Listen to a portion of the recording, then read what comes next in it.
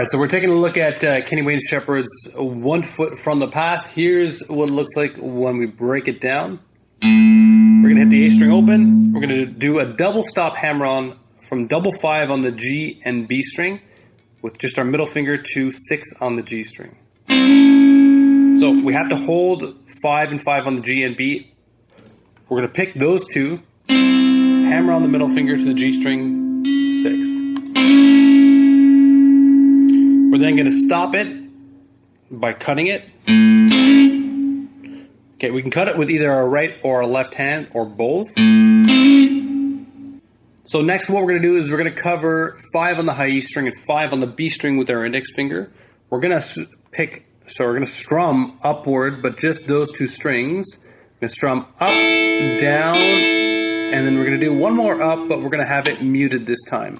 And we're going to have it muted with our left hand, so we hear that. Okay. After that, we're going to hit 8 on the B string.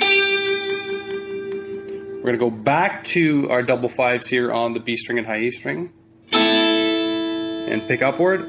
And then we're going to do a double stop pull off. So we take our ring finger, we cover 7 on the G string, 7 on the B string, pick both of them. We're going to pull off to our index finger, which is already covering 5 on the G string and 5 on the B string.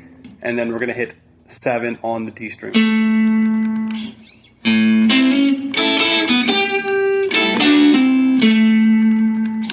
So that gives us the first riff, the 1-chord riff.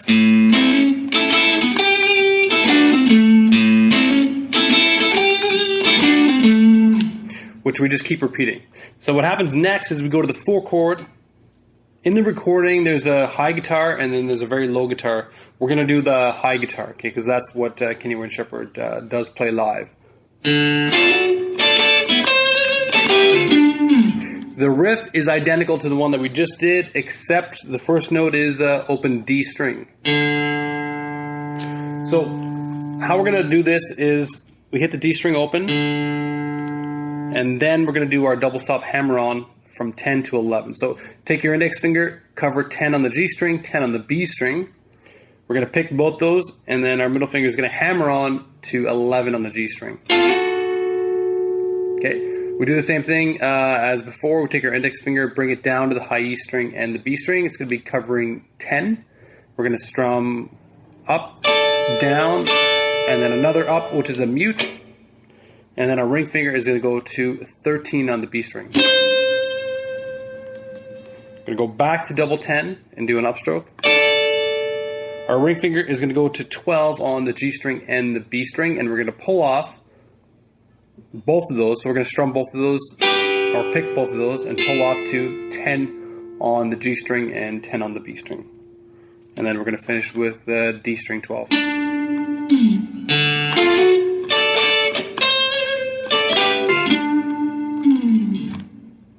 Okay, so we do that twice and go back to our 1-chord again.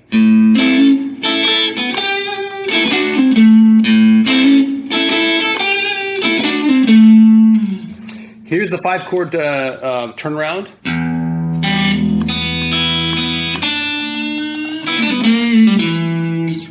So we're going to start this by hitting the low E string open. We're going to hit the G string open, and we're going to hammer on with our index finger onto the first fret. So now we're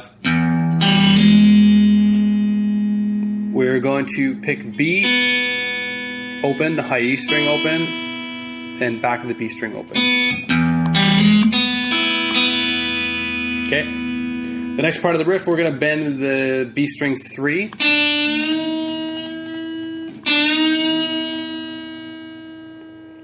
We're going to kind of delay it a bit. And then we're going to hit the high E string. Do a pull off from 3 to 0 on the B string. Go to the 2nd fret, G string, do a bend, release, pull off. And finish on the 2nd fret, D string. So just to show you that really slowly.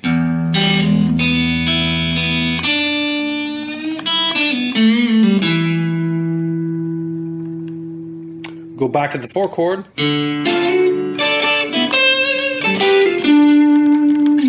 And then finally finish on the 1-chord.